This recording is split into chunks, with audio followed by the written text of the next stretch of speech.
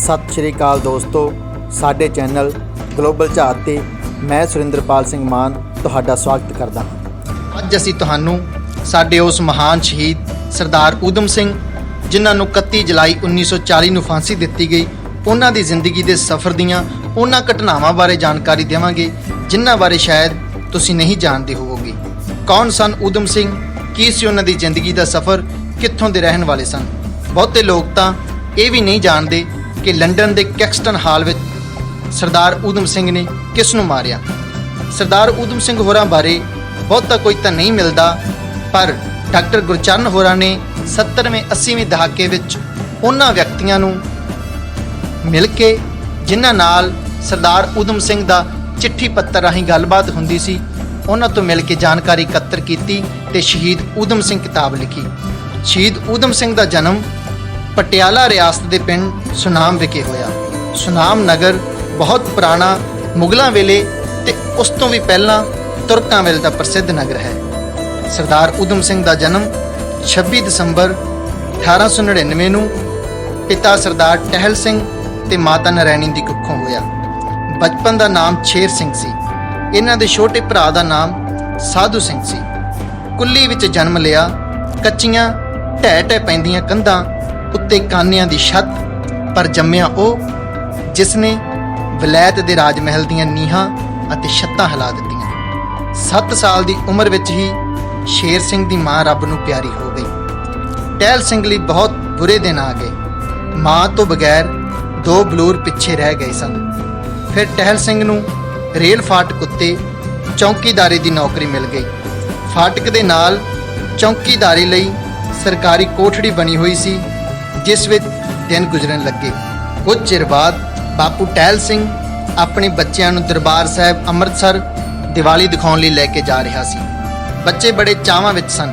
ਕਿੰਨਾ ਕੁਝ ਵਧੀਆ ਦੇਖਣਾ ਸੀ ਉਹਨਾਂ ਨੇ ਉੱਥੇ ਪਹੁੰਚ ਕੇ, ਪਰ ਕੁਦਰਤ ਨੂੰ ਇਹ ਚਾਅ ਮਨਜ਼ੂਰ ਨਹੀਂ ਸੀ। ਰਸਤੇ ਵਿੱਚ ਹੀ ਪਿਓ ਨੂੰ ਤੇਜ਼ ਬੁਖਾਰ ਹੋ ਗਿਆ। ਬੁਖਾਰ ਨਾਲ ਬੇਸੁਰਤ ਹੋਏ ਬਾਪ ਦੇ ਸਿਰਹਾਣੇ ਬਗਾਨੇ ਪਿੰਡ ਵਿੱਚ ਬੱਚੇ ਸਹਿਮੇ ਬੈਠੇ ਹਨ। ਭੈਂਸੇ ਵਾਲੇ ਸਾਧੂਆਂ ਨੇ ਬੱਚਿਆਂ ਨੂੰ ਗੇਰੂਏ ਬਸਤਰ ਪਵਾ ਦਿੱਤੇ ਤੇ ਉਸਦੇ ਪਿਓ ਨੂੰ ਆਪਣੇ ਨਾਲ ਡੇਰੇ ਵਿੱਚ ਲੈ ਗਏ। ਤਰਨ ਵਾਲੇ ਭਾਈ ਸ਼ਾਂਘਾ ਸਿੰਘ ਦਾ ਕੀਰਤਨੀ ਜਥਾ ਇਸ ਥਾਂ ਪਹੁੰਚਿਆ। ਉਹਨਾਂ ਵਿੱਚ ਭਾਈ ਚੰਚਲ ਸਿੰਘ ਵੀ ਸਨ, ਜੋ ਟਹਿਲ ਸਿੰਘ ਦਾ ਵਾਕਿਫ ਸੀ। ਉਹਨਾਂ ਨੇ ਦੇਖਿਆ ਕਿ ਭਾਈ ਟਹਿਲ ਸਿੰਘ ਬੁਖਾਰ ਨਾਲ ਬੇਸੁਰਤ ਪਿਆ ਹੈ ਤੇ ਉਸਦੇ ਬੱਚਿਆਂ ਦਾ ਹੁਲੀਆ ਫਕੀਰਾਂ ਵਾਲਾ ਹੈ। ਉਹ ਟਹਿਲ ਸਿੰਘ ਕੋਲ ਗਿਆ ਤੇ ਟਹਿਲ ਸਿੰਘ ਥੋੜਾ ਸੁਰਤ ਵਿੱਚ ਆਉਂਦਿਆਂ ਚੰਚਲ ਸਿੰਘ ਨੂੰ ਕਹਿਣ ਲੱਗਾ ਕਿ ਮੇਰੇ ਬੱਚਿਆਂ ਨੂੰ ਸਾਂਭੀ, ਇਹਨਾਂ ਨੂੰ ਮੰਗਤੇ ਨਾ ਬਣ ਦੇਈਂ। ਉਸਨੇ ਟਹਿਲ ਸਿੰਘ ਨੂੰ ਟਾਂਗੇ ਵਿੱਚ ਪਾਇਆ। ਬੱਚੇ ਵੀ ਨਾਲ ਤੁਰ ਪਏ। ਸੂਰਜ ਛਿਪਣ ਤੋਂ ਪਹਿਲਾਂ ਅੰਮ੍ਰਿਤਸਰ ਦੇ ਸਰਕਾਰੀ ਸਿਵਲ ਹਸਪਤਾਲ ਵਿੱਚ ਦਾਖਲ ਕਰਵਾ ਦਿੱਤਾ। ਪਰ ਉਸ ਰਾਤ ਨਹੀਂ ਕੱਟੀ, ਟਹਿਲ ਸਿੰਘ ਦੁਨੀਆ ਨੂੰ ਸਤਿ ਸ਼੍ਰੀ ਅਕਾਲ ਬੁਲਾ ਗਿਆ। 8-9 ਸਾਲਾ ਸ਼ੇਰ ਸਿੰਘ ਤੇ ਉਸਦਾ ਛੋਟਾ ਭਰਾ ਸਾਧੂ ਸਿੰਘ, ਦੋਹਾਂ ਭਰਾਵਾਂ ਦੀ ਜੋੜੀ ਪਹਿਲਾਂ ਮਾਮ ਹਿੱਟਰ ਹੋ ਚੁੱਕੀ ਸੀ, ਹੁਣ ਬਾਪ ਤੋਂ ਵੀ ਸਦਾ ਲਈ ਵਿਛੜ ਗਈ। ਘਰ ਕਿੱਥੇ ਸੀ ਇਹਨਾਂ ਯਤੀਮ ਹੋ ਗਏ ਬੱਚਿਆਂ ਦਾ? ਕਿਤੇ ਵੀ ਨਾ।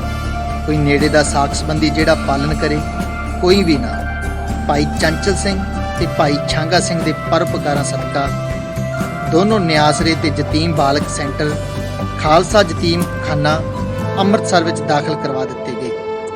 1907 ਦੇ ਦਾਖਲਾ ਰਜਿਸਟਰ ਯਤੀਮਖਾਨੇ ਦੇ ਪ੍ਰਬੰਧਕਾਂ ਨੇ ਪੁਰਾਣੇ ਸਮਾਨ ਵਿੱਚੋਂ ਛਾਂਟ ਕੇ ਵੱਖਰਾ ਰੱਖਿਆ ਹੈ, ਜਿਸ ਦੇ ਪੰਨਾ ਨੰਬਰ 73 ਉੱਤੇ ਅਕਤੂਬਰ 24 ਵਿੱਚ 121-122 ਨੰਬਰਾਂ ਦੇ ਸਾਹਮਣੇ ਟਹਿਲ ਸਿੰਘ, ਸੁਨਾਮ ਨਿਵਾਸੀ ਸ਼ੇਰ ਸਿੰਘ, ਉਮਰ 10 ਸਾਲ ਤੇ ਸਾਧੂ ਸਿੰਘ ਉਮਰ 5 ਸਾਲ ਦੇ ਨਾਂ ਦਰਜ ਹਨ। ਵਿੱਚ ਖਾਨੇ ਵਿੱਚ ਉਹਨਾਂ ਨੂੰ ਬਹਿੰਗਮ ਲਿਖਿਆ, ਮਤਲਬ ਬਿਲਕੁਲ ਹੀ ਬੇਘਰ-ਬਾਦ। ਸੈਂਟਰ ਖਾਲਸਾ ਯਤੀਮਖਾਨਾ ਦੇ ਸੰਸਥਾਪਕ ਸਰਦਾਰ ਹਰਬੰਸ ਸਿੰਘ ਅਟਾਰੀ ਅਤ ਸੁਹਿਰਦ ਬਿਰਤੀ ਵਾਲੇ ਗੁਰਸਿੱਖ ਸਮਾਜ ਸੇਵੀ ਸਨ ਅਤੇ ਪੱਕੇ ਅੰਗਰੇਜ਼ ਵਿਰੋਧੀ ਸਨ, ਜੋ ਬੱਚਿਆਂ ਨੂੰ ਬਹੁਤ ਪਿਆਰ ਕਰਦੇ ਸਨ। ਬੱਚਿਆਂ ਨੂੰ ਪੜ੍ਹਾਇਆ ਵੀ ਜਾਂਦਾ ਸੀ। ਦੋਹਾਂ ਬੱਚਿਆਂ ਨੂੰ ਪੜ੍ਹਨ ਲਈ ਸਕੂਲ ਵਿੱਚ ਦਾਖਲ ਕਰਵਾਇਆ ਗਿਆ। ਪੜ੍ਹਾਈ ਤੋਂ ਛੁੱਟ ਲੋਹਾਰਾ, ਤਰਖਾਨਾ ਤੇ ਕੁਝ ਨਾ ਕੁਝ ਰਾਗ ਵਿਦਿਆ ਵੀ ਦੋਵੇਂ ਭਰਾਵਾਂ ਨੇ ਸਿੱਖ ਲਈ। ਪਿੱਛੋਂ ਜਾ ਕੇ ਸ਼ੇਰ ਸਿੰਘ ਬੜਾ ਕਾਬਲ ਮਕੈਨਿਕ ਹੋ ਨਿਬੜਿਆ। ਇੱਥੋਂ ਤੱਕ ਕਿ ਉਹ ਹਰ ਕਿਸਮ ਦੀਆਂ ਮਸ਼ੀਨਾਂ, ਖਾਸ ਕਰਕੇ ਕਾਰਾਂ ਤੇ ਹਵਾਈ ਜਹਾਜ਼ਾਂ ਦਾ ਮਾਹਿਰ ਬਣ ਗਿਆ। ਇੱਥੇ ਹੀ ਸ਼ੇਰ ਸਿੰਘ ਨੇ ਅੰਮ੍ਰਿਤ ਛਕਿਆ, ਸਿੰਘ ਸਜਿਆ ਤੇ ਉਸ ਦਾ ਦੂਸਰਾ ਨਾਮ ਊਧਮ ਸਿੰਘ ਰੱਖਿਆ ਗਿਆ। ਹੁਣ ਆਈ ਉਹ ਭਿਆਨਕ ਰਾਤ 13 ਅਪ੍ਰੈਲ 1919, ਜਿਸ ਨੇ 20 ਸਾਲਾ ਜਵਾਨ ਊਧਮ ਸਿੰਘ ਦੇ ਦਿਲ ਤੇ ਭਾਰੀ ਸੱਟ ਮਾਰੀ। ਤੈਂਤ ਜਨਰਲ ਡਾਇਰ ਨੇ ਜਲਿਆਂਵਾਲੇ ਬਾਗ ਵਿੱਚ ਹਜ਼ਾਰਾਂ ਦੀ ਗਿਣਤੀ ਵਿੱਚ ਬੇਦੋਸ਼ੇ ਲੋਕਾਂ ਨੂੰ ਗੋਲੀ ਨਾਲ ਭੁੰਨ ਦਿੱਤਾ। ਹਰ ਪਾਸੇ ਲਾਸ਼ਾਂ ਦੇ ਢੇਰ, ਧਰਤੀ ਖੂਨ ਨਾਲ ਲਾਲ ਦੇਖ ਯੋਧੇ ਦਾ ਖੂਨ ਖੌਲ ਉੱਠਿਆ। ਉਸ ਨੇ ਜਲਿਆਂਵਾਲੇ ਬਾਗ ਦੇ ਖੜਦੈਨ sir Michael O'Dwyer, lieutenant governor Punjab ਨੂੰ ਅਤੇ ਜਨਰਲ ਡਾਇਰ ਨੂੰ ਸਰੀਰਕ ਤੌਰ ਤੇ ਨਾਬੂਦ ਕਰਨ ਦੀ ਕਸਮ ਖਾਧੀ। ਹੁਣ ਕਸਮ ਖਾ ਲਈ ਅਗਲੀ ਉਮਰ ਦਾ ਸਾਰਾ ਸਫ਼ਰ ਯਤੀਮਖਾਨੇ ਦੇ ਪਿਛੋਕੜ ਨੂੰ ਪਿੱਛੇ ਛੱਡ ਕੇ ਕਸਮ ਦੀ ਪੂਰਤੀ ਦੀ ਮੰਜ਼ਿਲ ਤੱਕ ਪਹੁੰਚਣ ਦਾ ਹੀ ਰਹਿ ਗਿਆ। ਹੁਣ ਇੱਥੇ ਸਵਾਲ ਇਹ ਖੜਾ ਹੁੰਦਾ ਹੈ ਕਿ ਊਧਮ ਸਿੰਘ ਨੇ ਸਰ ਮਾਈਕਲ ਅਡਵਾਇਰ ਨੂੰ ਮਾਰਨ ਦੀ ਕਸਮ ਕਿਉਂ ਖਾਧੀ, ਜਦ ਕਿ ਗੋਲੀ ਤਾਂ ਇਕੱਲੇ ਜਨਰਲ ਡਾਇਰ ਨੇ ਹੀ ਚਲਾਈ ਸੀ। ਊਧਮ ਸਿੰਘ ਮਾਰਨਾ ਤਾਂ ਜਨਰਲ ਡਾਇਰ ਨੂੰ ਹੀ ਚਾਹੁੰਦੇ ਸਨ, ਪਰ ਸਭ ਤੋਂ ਪਹਿਲਾਂ ਉਸ ਨੂੰ ਖਤਮ ਕਰਨਾ ਚਾਹੁੰਦੇ ਸਨ ਜਿਸ ਨੇ ਇਹ ਸਾਜ਼ਿਸ਼ ਘੜੀ ਸੀ। ਇਹ ਸਾਜ਼ਿਸ਼ ਸਰ ਮਾਈਕਲ ਅਡਵਾਇਰ ਤੇ ਸਿਵਲ ਤੇ ਫੌਜ ਦੇ ਉੱਚਮ ਅਫਸਰਾਂ ਦੁਆਰਾ ਘੜੀ ਗਈ ਸੀ, ਜਿਸ ਨੂੰ ਨੇਪਰੇ ਚਾੜਨ ਦਾ ਕੰਮ ਜਨਰਲ ਡਾਇਰ ਨੂੰ ਸੌਂਪਿਆ ਗਿਆ। 13 ਅਪ੍ਰੈਲ 1919 ਦੀ ਮੰਦਭਾਗੀ ਘਟਨਾ ਤੋਂ ਬਾਅਦ ਜਨਰਲ ਡਾਇਰ ਦਾ ਸਰ ਮਾਈਕਲ ਅਡਵਾਇਰ ਨੇ ਵਿਸ਼ੇਸ਼ ਸਨਮਾਨ ਕੀਤਾ ਤੇ ਇਸ ਨੂੰ ਦਰੁਸਤ ਠਹਿਰਾਇਆ। ਪਹਿਲੀ ਮਹਾਜੰਗ ਪਿੱਛੋਂ ਹਿੰਦੁਸਤਾਨ ਵਿੱਚ ਕਾਰਾਂ ਤੇ ਮੋਟਰਸਾਈਕਲ ਚੱਲਣ ਲੱਗ ਪਏ ਸਨ। ਇਉਂ ਲਾਰੀਆਂ ਲਈ ਤੇ ਅੰਗਰੇਜ਼ਾਂ ਦੀਆਂ ਕਾਰਾਂ ਲਈ ਫਿੱਟਰਾਂ ਦੀ ਲੋੜ ਸੀ। ਊਧਮ ਸਿੰਘ ਨੇ ਫਿੱਟਰੀ ਦਾ ਸਬਕ ਸਿੱਖ ਲਿਆ। ਗੁਜ਼ਾਰੇ ਜੋਗੀ ਕਮਾਈ ਹੋਣ ਲੱਗੀ। ਉਸ ਯਤੀਮਖਾਨੇ ਨੂੰ ਅਲਵਿਦਾ ਕਹਿ ਅੰਮ੍ਰਿਤਸਰ ਤੋਂ ਲਾਹੌਰ ਜਾ ਟਿਕਿਆ। ਇਸ ਵੇਲੇ ਪੰਜਾਬ ਦੀ ਰਾਜਧਾਨੀ ਸੀ। ਇੱਥੇ ਹੀ lieutenant governor sir Michael O'Dwyer ਦਾ ਦਫ਼ਤਰ ਸੀ ਤੇ ਰਿਹਾਇਸ਼ ਸੀ। ਊਧਮ ਸਿੰਘ ਉਸ ਕੋਲ ਪਹੁੰਚਣਾ ਜ਼ਰੂਰੀ ਸਮਝਦਾ ਸੀ, ਪਰ ਹਾਲੇ ਉਸ ਕੋਲ ਕੋਈ ਸਾਧਨ ਨਹੀਂ ਸਨ ਜਿਸ ਨਾਲ ਉਹ ਉਸ ਅਡਵਾਇਰ ਨੂੰ ਮਾਰ ਸਕੇ। ਪਰ ਉਹ ਆਪਣੀ ਹੀ ਧੁਨ ਵਿੱਚ ਮਸਤ ਆਪਣੇ ਲਏ ਹੋਏ ਪਰਨ ਬਾਰੇ ਸੋਚਦਾ, ਵਿਉਂਤਾ ਘੜਦਾ ਰਹਿੰਦਾ। ਇੱਕ ਦਿਨ ਪਤਾ ਲੱਗਾ ਕਿ ਸ਼ਿਕਾਰ ਹੱਥੋਂ ਨਿਕਲ ਗਿਆ। ਉਸ ਨੂੰ ਅੰਗਰੇਜ਼ ਨੇ ਰਿਟਾਇਰ ਕਰਕੇ ਵਾਪਸ ਬੁਲਾ ਲਿਆ। ਹੁਣ ਕੀਤਾ ਜਾਵੇ ਤਾਂ ਕੀ ਕੀਤਾ ਜਾਵੇ, ਇਸ ਸਵਾਲ ਨੇ ਉਸ ਨੂੰ ਤੋੜ ਖਾਣ ਲੱਗਾ। ਊਧਮ ਸਿੰਘ ਗੁੱਸੇ ਤੇ ਲਾਚਾਰੀ ਵਿੱਚ ਬੋਲਿਆ, ਤੂੰ ਚੱਲ ਲੈ ਜਿੱਥੇ ਚੱਲਣਾ ਈ, ਛੱਡਦਾ ਮੈਂ ਵੀ ਨਹੀਂ ਤੈਨੂੰ। ਫਿਰ ਊਧਮ ਸਿੰਘ ਹੋਰਾਂ ਨੇ ਆਪਣਾ ਧਿਆਨ ਜਨਰਲ ਡਾਇਰ ਵੱਲ ਕੀਤਾ, ਪਰ ਉਹ ਵੀ ਆਪ ਹੀ ਆਪਣੇ ਆਪ ਨੂੰ ਪਿਆਰਾ ਹੋ ਗਿਆ। ਇਸ ਲਈ ਉਹ ਊਧਮ ਸਿੰਘ ਦੀ ਗੋਲੀ ਦਾ ਸ਼ਿਕਾਰ ਬਣਨ ਤੋਂ ਬਚ ਗਿਆ। ਫਿਰ ਊਧਮ ਸਿੰਘ ਡਾਕਟਰ ਕਿਚਲੂ ਹੋਰਾਂ ਨੂੰ ਮਿਲਿਆ। ਡਾਕਟਰ ਕਿਚਲੂ ਹੋਰਾਂ ਵਿੱਚ ਉਸ ਨੂੰ ਪੂਰਾ ਵਿਸ਼ਵਾਸ ਸੀ। ਉਸਨੇ ਆਪਣੀ ਕਹਾਣੀ ਡਾਕਟਰ ਕਿਚਲੂ ਹੋਰਾਂ ਨੂੰ ਦੱਸੀ ਕਿ ਉਸਨੇ ਡਾਇਰ ਤੇ ਅਡਵਾਇਰ ਤੋਂ ਬਦਲਾ ਲੈਣ ਦਾ ਮਨ ਬਣਾਇਆ ਹੈ। ਡਾਕਟਰ ਹੋਰਾਂ ਨੂੰ ਉਹ ਸੱਚਾ ਤੇ ਦ੍ਰਿੜ ਲੱਗਿਆ। ਉਹਨਾਂ ਉੱਠ ਕੇ ਛਾਤੀ ਨਾਲ ਲਾਇਆ ਤੇ ਕਿਹਾ ਕਿ ਮੈਨੂੰ ਤੇਰੇ ਵਰਗੇ ਬਹਾਦਰਾਂ ਦੀ ਲੋੜ ਹੈ। ਹੁਣ ਊਧਮ ਸਿੰਘ ਨੂੰ ਇੱਕ ਟੇਕ, ਇੱਕ ਸਹਾਰਾ ਮਿਲ ਗਿਆ। ਉਹਨਾਂ ਡਾਕਟਰ ਕਿਚਲੂ ਹੋਰਾਂ ਤੋਂ ਬਹੁਤ ਸਾਰੀਆਂ ਕਿਤਾਬਾਂ ਪੜ੍ਹੀਆਂ ਤੇ ਬਹੁਤ ਕੁਝ ਸਿੱਖਿਆ। ਬਾਹਰਲੇ ਮੁਲਕਾਂ ਵਿੱਚ ਜਿਹੜੇ ਦੇਸ਼ ਭਗਤ ਇਨਕਲਾਬੀ ਸਰਗਰਮ ਸਨ, ਉਹਨਾਂ ਨਾਲ ਮੇਲ ਮਿਲਾਪ ਵੀ ਜ਼ਰੂਰੀ ਸਮਝਿਆ ਗਿਆ। ਅਕਤੂਬਰ 1921 ਅਖੀਰ ਊਧਮ ਸਿੰਘ ਨੈਰੋਬੀ ਗਿਆ। ਨੈਰੋਬੀ ਅਫਰੀਕਾ ਦੇ ਮਹਾਂਦੀਪ ਕੀਨੀਆ ਮੁਲਕ ਦੀ ਰਾਜਧਾਨੀ ਸੀ। ਊਧਮ ਸਿੰਘ ਨੂੰ ਜਾਂਦਿਆਂ ਹੀ ਨੌਕਰੀ ਮਿਲ ਗਈ। ਸੁੱਧ ਸਿੰਘ ਨੇ ਉਸ ਨੂੰ ਰੇਲ ਦੇ ਮਹਿਕਮੇ ਵਿੱਚ ਤਰਖਾਨੇ ਕੰਮ ਤੇ ਮਿਸਤਰੀ ਲਗਵਾ ਦਿੱਤਾ। ਫਿਰ ਇੱਕ ਦਿਨ ਅਚਾਨਕ ਨੈਰੋਬੀ ਵਿੱਚ ਊਧਮ ਸਿੰਘ ਅਲੋਪ ਹੋ ਗਿਆ। ਅਗਲੀ ਸ਼ੋਅ ਜਿਹੜੀ ਉੜਦੀ ਸਾਡੇ ਤੱਕ ਪਹੁੰਚੀ ਹੈ, ਉਹ ਹੈ ਊਧਮ ਸਿੰਘ ਦੇ ਮੈਕਸੀਕੋ ਪਹੁੰਚ ਜਾਣ ਦੀ। ਪਹੁੰਚਿਆ ਉਹ ਪੈਨਾਮਾ ਦੇ ਰਸਤੇ। Iran, Afghanistan, Italy, Germany, Panama, Mexico, Africa, Canada, Japan, Hong Kong, Indonesia, Singapore, Burma ਆਦਿ ਵਿੱਚ ਗਦਰੀ ਗਰੁੱਪ ਸਨ। ਇਹਨਾਂ ਗਦਰੀ ਗਰੁੱਪਾਂ ਦੇ ਬਲਬੂਤੇ ਪਹਿਲੇ ਊਧਮ ਸਿੰਘ ਪਿਸ਼ਾਵਰ, ਦਰਾ ਖੈਬਰ ਅਤੇ ਅਫਗਾਨਿਸਤਾਨ ਪਹੁੰਚਿਆ। ਇੱਥੋਂ ਹੀ ਕੀਨੀਆ ਅਤੇ ਉੱਥੋਂ ਮੈਕਸੀਕੋ, ਪਨਾਮ ਤੇ ਅੱਗੇ ਅਮਰੀਕਾ ਦੀ ਸਰਹੱਦ ਟੱਪ ਕੇ ਕੈਲੀਫੋਰਨੀਆ ਵਿੱਚ ਗਿਆ। ਅਮਰੀਕਾ ਦੇ ਬਹੁਤ ਹੀ ਮਸ਼ਹੂਰ ਉਦਯੋਗਿਕ ਸ਼ਹਿਰ ਡੀਟਰਾਈਟ ਵਿੱਚ ਪਹੁੰਚ ਗਿਆ ਤੇ ਇੱਥੇ ਉਸ ਨੂੰ ਬੜੇ ਵੱਡੇ ਹਵਾਈ ਜਹਾਜ਼ ਦੇ ਕਾਰਖਾਨੇ ਵਿੱਚ ਮਿਸਤਰੀ ਦੀ ਨੌਕਰੀ ਮਿਲ ਗਈ। ਫਿਰ ਇੱਕ ਦਿਨ ਉਸ ਨੂੰ ਬੁਲਾਵਾ ਆਇਆ। ਉਹ ਅਮਰੀਕਾ ਵਿੱਚ ਆਪਣਾ ਸਭ ਕੁਝ ਛੱਡ ਕੇ ਪੰਜਾਬ ਪਹੁੰਚ ਗਿਆ ਤੇ ਡਾਕਟਰ ਕਿਚਲੂ ਹੋਰਾਂ ਨੂੰ ਮਿਲਿਆ। ਉਹਨਾਂ ਦੱਸਿਆ ਕਿ ਉਸ ਨੂੰ ਸਰਦਾਰ ਭਗਤ ਸਿੰਘ ਹੋਰਾਂ ਨੇ ਸੱਦਾ ਭੇਜਿਆ ਹੈ। ਉਹ ਹਿੰਦੁਸਤਾਨ ਸੋਸ਼ਲਿਸਟ ਰਿਪਬਲਿਕ ਪਾਰਟੀ ਲਈ ਕੰਮ ਕਰੇਗਾ। ਜਦ ਉਹ ਵਾਪਸ ਪਰਤਿਆ ਤਾਂ ਉਸ ਕੋਲ ਕਾਫੀ ਅਸਲਾ ਸੀ। ਉਹ ਆਪਣਾ ਨਾਮ ਤੇ ਭੇਸ ਬਦਲ ਕੇ ਵਾਪਸ ਪਰਤਿਆ। ਇਸ ਗੱਲ ਦਾ ਪ੍ਰਣਾਮ ਮਿਲਦਾ ਹੈ ਪਟਵਾਰੀ ਰਾਮ ਸਿੰਘ ਰਾਘੋ ਮਾਜਰਾ ਪਟਿਆਲਾ ਤੋਂ, ਜੋ ਦੂਰ ਨੇੜਿਓਂ ਸਰਦਾਰ ਊਧਮ ਸਿੰਘ ਦੇ ਰਿਸ਼ਤੇਦਾਰ ਸਨ ਤੇ ਯਤੀਮਖਾਨੇ ਵਿੱਚ ਉਹ ਊਧਮ ਸਿੰਘ ਹੋਰਾਂ ਨੂੰ ਮਿਲਣ ਆਇਆ ਕਰਦੇ ਸਨ। ਉਹਨਾਂ ਅਨੁਸਾਰ ਊਧਮ ਸਿੰਘ ਅਮਰੀਕਾ ਤੋਂ ਆਪਣੇ ਨਾਲ ਇੱਕ ਕਾਰ ਲੈ ਕੇ ਆਇਆ ਸੀ, ਜਿਸ ਵਿੱਚ ਬਹੁਤ ਸਾਰਾ ਅਸਲਾ ਬੜੇ ਹੀ ਗੁਪਤ ਤਰੀਕੇ ਨਾਲ ਬੰਦ ਕੀਤਾ ਹੋਇਆ ਸੀ, ਜੋ ਇੱਥੋਂ ਦੇ ਇਨਕਲਾਬੀ ਨੌਜਵਾਨਾਂ ਦੇ ਹੱਥਾਂ ਵਿੱਚ ਛੇਤੀ ਤੋਂ ਛੇਤੀ ਪਹੁੰਚਾ ਦਿੱਤਾ ਗਿਆ। ਫਿਰ ਇੱਕ ਦਿਨ ਲਾਹੌਰ ਸ਼ਹਿਰ ਦੇ ਡੱਬੀ ਬਾਜ਼ਾਰ ਵਿੱਚ ਕਾਰ ਸਮੇਤ ਊਧਮ ਸਿੰਘ ਨੂੰ ਗ੍ਰਿਫਤਾਰ ਕਰ ਲਿਆ ਗਿਆ। ਉਸ ਕੋਲੋਂ 4 ਰਿਵਾਲਵਰ 400 ਗੋਲੀਆਂ ਬਰਾਮਦ ਹੋਈਆਂ। ਕੇਸ ਚੱਲਿਆ ਤੇ ਪੂਰੇ 4 ਸਾਲ ਦੀ ਸਜ਼ਾ ਹੋਈ। ਆਖਿਰ ਕੈਦ ਦੀ ਮਿਆਦ ਮੁੱਕੀ, ਊਧਮ ਸਿੰਘ ਰਿਹਾ ਕਰ ਦਿੱਤਾ ਗਿਆ। ਕਿਸੇ ਨੂੰ ਸਰਕਾਰ ਸਮੇਤ ਰੱਤੀ ਮਸਾਂ ਸ਼ੱਕ ਵੀ ਨਾ ਪਿਆ ਕਿ ਉਹ ਕੌਣ ਹੈ।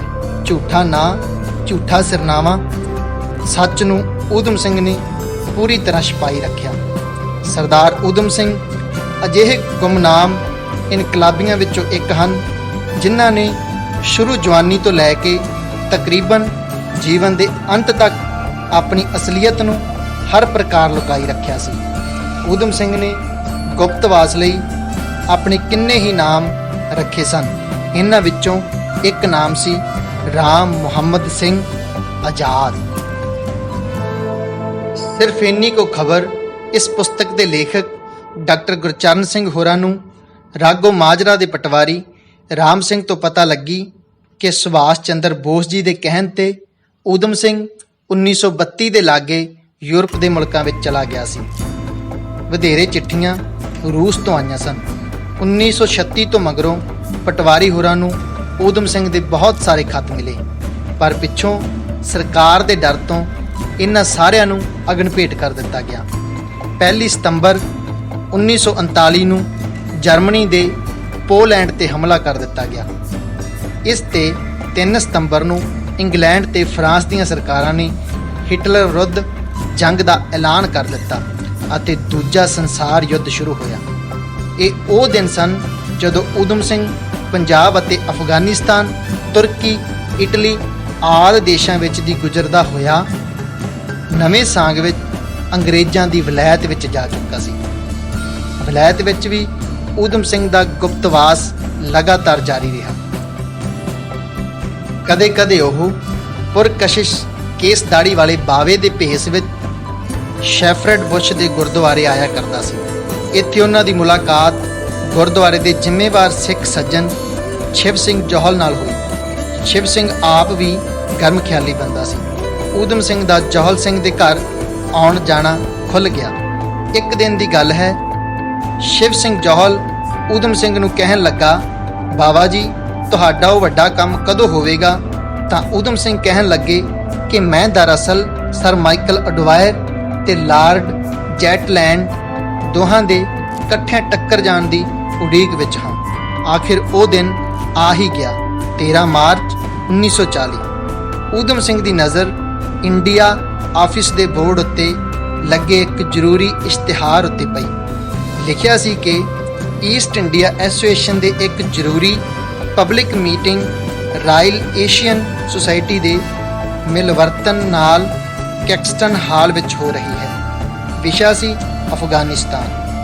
ਇਸ ਜਲਸੇ ਵਿੱਚ ਲਾਰਡ ਜੈਟਲੈਂਡ ਅਤੇ ਸਰ ਮਾਈਕਲ ਅਡਵਾਇਰ ਵੀ ਹਿੱਸਾ ਲੈਣਗੇ। ਇਹੋ ਤਾਂ ਚਾਹੁੰਦਾ ਸੀ ਊਧਮ ਸਿੰਘ। ਊਧਮ ਸਿੰਘ ਨੂੰ ਚਾਅ ਚੜ੍ਹ ਗਿਆ, ਜੋਸ਼ ਜਾਗ ਪਿਆ। ਅਣਖ ਤੇ ਪਰ ਤੋਲ ਲਏ, ਨਸਾਂ ਸਾਂ-ਸਾਂ ਕਰ ਉੱਠੀਆਂ, ਖੂਨ ਦਾ ਦੌਰਾ ਤੇਜ਼ ਹੋ ਗਿਆ। ਉਸਨੇ ਕਾਲੀ ਬਾਣਾ ਬਦਲ ਲਿਆ, ਬਾਵਾ ਸਫਾ ਝੱਟ ਹੋ ਗਿਆ। ਅੰਗਰੇਜ਼ੀ ਸੂਟ ਪਹਿਨ ਲਿਆ, ਸਿਰ ਤੇ ਹੈਟ ਟਿਕਾ ਲਈ, ਟਾਈ ਲਮਕਾ ਲਈ। ਉਹ ਹਿੰਦੁਸਤਾਨੀ ਸਾਧ ਤੋਂ ਹੁਣ ਨੌਜਵਾਨ ਡਾਈ-ਫਾਈ ਅੰਗਰੇਜ਼ ਬਣ ਗਿਆ। ਭਾਵੇਂ ਪੂਰਾ ਅੰਗਰੇਜ਼ ਤਾਂ ਨਹੀਂ ਸੀ ਜਾਪਦਾ, ਪਰ ਹਿੰਦੁਸਤਾਨੀ ਸਾਹਿਬ ਉਹ ਪੱਕਾ ਦਿਸ ਰਿਹਾ ਸੀ। ਉਸਨੇ ਹੱਥ ਜੋੜ ਲਏ, ਅੱਖਾਂ ਮੀਟ ਲਈਆਂ, ਸਿਰ ਝੁਕਾ ਲਿਆ ਤੇ ਮੂੰਹ ਚੋਂ ਬੋਲਿਆ, ਹੇ ਦਸਮ ਪਾਤਸ਼ਾਹ, ਤੇਰਾ ਸਿੱਖ ਅੱਜ ਕਸਮ ਪੂਰੀ ਕਰਨ ਲਈ ਕਮਰ ਕੱਸੇ ਕਰਨ ਲੱਗਾ ਹੈ। ਅੰਗ ਸੰਗ ਸਹਾਈ ਹੋਣਾ ਤੇ ਫਤਿਹ ਬਖਸ਼ਣੀ। ਕੈਕਸਟਨ ਹਾਲ ਵਿੱਚ ਊਧਮ ਸਿੰਘ ਪਿਛਲੇ ਹਟਵੇਂ ਦਰਵਾਜ਼ੇ ਵਿੱਚ ਦੀ ਅੰਦਰ ਗਿਆ ਸੀ। ਉਸ ਨੇ ਕੰਧ ਨਾਲ ਖੜੇ ਹੋ ਕੇ ਸਰੋਤਿਆਂ ਉੱਤੋਂ ਦੀ ਸਰਸਰੀ ਜਿਹੀ ਨਿਗਾਹ ਘੁਮਾਈ। ਉਸ ਨੇ ਪਛਾਣਿਆ ਜੈਟਲੈਂਡ ਪ੍ਰਧਾਨਗੀ ਲਈ ਡਟਿਆ ਪਿਆ ਸੀ। ਉਸ ਦੇ ਨਾਲ ਮਿਸ ਮਲਿਨ ਵੀ ਵਿਰਾਜਮਾਨ ਸਨ। ਜਨਰਲ ਸਰ ਪਰਸੀ ਸਾਈਕਸ ਨੇ ਕੌਮਾਂਤਰੀ ਪ੍ਰਸੰਗ ਵਿੱਚ ਅਫਗਾਨਿਸਤਾਨ ਦੇ ਭੂਗੋਲਿਕ ਸਥਿਤੀ ਦੇ ਵਿਸ਼ੇ ਤੇ ਕਾਫੀ ਲੰਬਾ ਭਾਸ਼ਣ ਦਿੱਤਾ। ਫਿਰ ਬੋਲਿਆ ਲਾਰਡ ਲਿਮਿੰਗਟਨ ਅਤੇ ਉਸ ਤੋਂ ਬਾਅਦ ਬੰਬਈ ਦੇ ਸਾਬਕਾ ਗਵਰਨਰ ਸਰ ਲੂਈ ਤੇ ਫਿਰ ਮਿਸ ਮਲਿਨ ਦੀ ਤਕਰੀਰ ਹੋਈ। ਹੁਣ ਵਾਰੀ ਆਈ ਸਰ ਮਾਈਕਲ ਅਡਵਾਇਰ ਦੀ। ਉਹ ਸਟੇਜ ਤੇ ਗਿਆ ਤੇ ਮੂੰਹ ਵਿੱਚੋਂ ਬੋਲ ਨਿਕਲੇ, ਨਿਰੀ ਨਫ਼ਰਤ, ਭਾਰਤੀਆਂ ਵਿਰੁੱਧ ਨਿਰੀ ਜ਼ਹਿਰ। ਉਸਨੇ ਪੰਜਾਬ ਦੀ ਗਵਰਨਰੀ ਵੇਲੇ ਦੀਆਂ ਗੱਲਾਂ ਸ਼ੁਰੂ ਕੀਤੀਆਂ। ਕਹਿੰਦਾ, ਪੰਜਾਬ ਨਾਲੋਂ ਵੱਧ ਤਾਂ ਉਸ ਦੇਸ਼ ਵਿੱਚ ਖਰਮਾ ਤੇ ਕਰੜਾ ਹੋਰ ਕੋਈ ਵੀ ਨਹੀਂ। ਉਹਨਾਂ ਨੂੰ ਮੈਂ ਕਿਸ ਤਰ੍ਹਾਂ ਦਰੁਸਤ ਕੀਤਾ, ਕਿਵੇਂ ਉਹਨਾਂ ਨੂੰ ਨੱਕੀ ਚਨੇ ਚਬਾਏ। ਕਹਿੰਦਾ, ਜਦ ਇਹ ਕੁੱਤੇ ਭੌਂਕੇ ਤਾਂ ਮੇਰੇ ਸਿਪਾਹੀਆਂ ਨੇ ਇਹਨਾਂ ਦੀ ਭੌਂਕਣੀ ਸਦਾ ਲਈ ਬੰਦ ਕਰ ਛੱਡਿਆ। ਉਹ ਮਹਾਨ ਬਰਤਾਨੀਆ ਦੇ ਮਹਾਨ ਲੋਕੋ, ਆਪਣੀ ਮਹਾਨਤਾ ਬਣਾਈ ਰੱਖੋ। ਯਾਦ ਕਰੋ ਜਲਿਆਂਵਾਲੇ ਬਾਗ ਦਾ ਕੀਤਾ ਨਰਸੰਹਾਰ ਤੇ ਹੋਰ ਕਿੰਨਾ ਕੁਝ ਉਲਟਾ ਸਿੱਧਾ ਬੋਲਿਆ ਹਿੰਦੁਸਤਾਨੀਆਂ ਬਾਰੇ। ਇਸ ਵੇਲੇ ਊਧਮ ਸਿੰਘ ਹਾਲ ਦੇ ਸੱਜੇ ਪਾਸੇ ਕੁਰਸੀਆਂ ਵਿਚਕਾਰ ਦੀ ਗਲੀ ਵਿੱਚ ਖੜਾ ਸੀ। ਮੀਟਿੰਗ ਖਤਮ ਹੁੰਦੇ ਸਾਰ ਅੱਗੇ ਵਧਿਆ, ਕਾਹਲੀ ਨਾਲ ਰਿਵਾਲਵਰ ਵਾਲਾ ਹੱਥ ਅੱਗੇ ਕੀਤਾ। ਲਾਰਡ ਜੈਟਲੈਂਡ ਤੇ ਅਡਵਾਇਰ ਦੋਨੋਂ ਨਾਲ ਖੜੇ ਸਨ। ਠਾ ਹੋਈ, ਬਾਰੂਦ ਫਟਿਆ, ਪਟਾਕੇ ਪਏ। ਅਡਵਾਇਰ ਡਿੱਗ ਪਿਆ ਮੂੰਹ ਪਰਨੇ। ਲਾਰਡ ਜੈਟਲੈਂਡ ਦੀ ਦੇਹ ਉੱਤੇ ਲਹੂ ਦੇ ਫੁਹਾਰੇ ਫੱਟੇ, ਖੂਨ ਨਾਲ ਲੱਥਪੱਥ ਉਹ ਵੀ ਹੇਠਾਂ ਜਾ ਪਿਆ। ਸਰ ਲੂਈ ਡੈਨ ਤੇ ਲਾਰਡ ਲਿਮਿੰਗਟਨ ਵੀ ਜ਼ਖਮੀ ਹੋਏ। ਊਧਮ ਸਿੰਘ ਨੇ ਇੱਕ ਗੋਲੀ ਨਿਸ਼ਾਨੇ ਉੱਤੇ ਟਿਕਾਈ ਸੀ। 6 ਗੋਲੀਆਂ ਸਨ। ਉਸ ਨੂੰ ਪਤਾ ਸੀ ਕਿਸ ਨੂੰ ਵੱਜੀ। ਅੰਤ 21 ਸਾਲਾਂ ਦੀ ਜੋਹਦ ਪਿੱਛੋਂ ਸ਼ੇਰ ਨੇ ਮੋਰਚਾ ਮਾਰ ਲਿਆ। ਪਾ ਦਿੱਤਾ ਧਮਾਕਾ ਸਾਰੇ ਸੰਸਾਰ ਵਿੱਚ। ਵਲੈਤ ਦੇ ਸਾਮਰਾਜ ਤੇ ਗੋਰਿਆਂ ਦੇ ਸਿਰਾਂ ਉੱਤੇ ਕਾਲ ਕੁਕਾ ਦਿੱਤਾ। ਕਿਉਂ ਵੀ ਕਰ ਸਕਦਾ ਹੈ ਹਿੰਦੁਸਤਾਨੀ। ਫਿਰ ਬੋਲੇ ਸੋ ਨਿਹਾਲ ਸਤਿ ਸ਼੍ਰੀ ਅਕਾਲ ਦਾ ਜਕਾਰਾ ਬੁਲਾਇਆ। ਆਪਣੇ ਆਪ ਨੂੰ ਪੁਲਿਸ ਹਵਾਲੇ ਕਰ ਦਿੱਤਾ। ਫਾਂਸੀ ਦੇ ਹਵਾਲੇ ਹੋਣ ਲਈ ਸਾਵਧਾਨ ਹੋ ਕੇ ਖਲੋ ਗਿਆ। ਇਸ ਤਰ੍ਹਾਂ ਤੇ ਕਿੱਥੇ ਹੋਈ ਫਾਂਸੀ, ਫੜੇ ਜਾਣ ਤੇ ਕੀ ਨਾਮ ਦੱਸਿਆ ਸਰਦਾਰ ਊਧਮ ਸਿੰਘ ਨੇ, ਕਿਸ ਤਰ੍ਹਾਂ ਹੋਈ ਉਹਨਾਂ ਦੇ ਅਸਲੀ ਨਾਮ ਦੀ ਪਹਿਚਾਣ, ਭਾਰਤ ਦੇ ਉਹ ਕਿਹੜੇ ਆਗੂ ਸਨ ਜਿਨ੍ਹਾਂ ਨੇ ਮਾਈਕਲ ਅਡਵਾਇਰ ਦੀ ਮੌਤ ਦਾ ਦੁੱਖ ਪ੍ਰਗਟ ਕੀਤਾ। ਸਾਰੇ ਸਵਾਲਾਂ ਦੇ ਜਵਾਬ ਤੁਹਾਨੂੰ ਭਾਗ ਦੂਜੇ ਵਿੱਚ ਮਿਲਣਗੇ। ਤਾਂ ਬਣੇ ਰਹੋ ਸਾਡੇ ਚੈਨਲ ਗਲੋਬਲ ਝਾਤ ਦੇ ਨਾਲ। ਧੰਨਵਾਦ।